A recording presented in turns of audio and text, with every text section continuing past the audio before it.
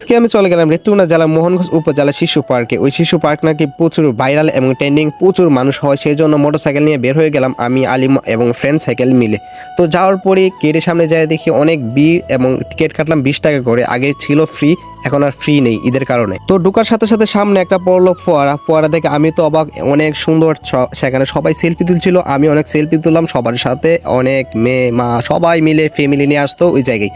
তো আমি ঘুরে ফিরে দেখলাম এবং ড্রোন শট নিলাম, অনেক সুন্দর। তো ঘুরে ফিরে দেখলাম এখানে আছে অনেক কিছু যা এই ভিডিওতে থাকছে। যদি আপনি ফ্যামিলির সাথে একটু ভালো সময় কাটাতে চান তাহলে অবশ্যই চলে আসতে পারেন এই পার্কে, মোহনগঞ্জ উপজেলা। আর এখানে আসার জন্য আপনাকে বেস্ট সময় হলো আসর পরে আসলে মনে হবে অনেক সৌন্দর্য, লাইটিং করা, সেই জন্য। তো এখানে আছে কফি শপ, চায়ের আড্ডা, জুস বার এন্ড বাচ্চাদের জন্য রয়েছে অনেক গেমস, নাগরদোলা, বেলুন এবং রয়েছে ট্রেন এবং অনেক কুলার রয়েছে যেখানে খেলতে পারবে বাচ্চারা। এখানে আরো রয়েছে 3D গেম এবং 3D ভিডিওস, যা দেখলে বাচ্চারা অনেক আনন্দ পাবে। চাইলে সাবস্ক্রাইব করুন আমার চ্যানেলটাকে।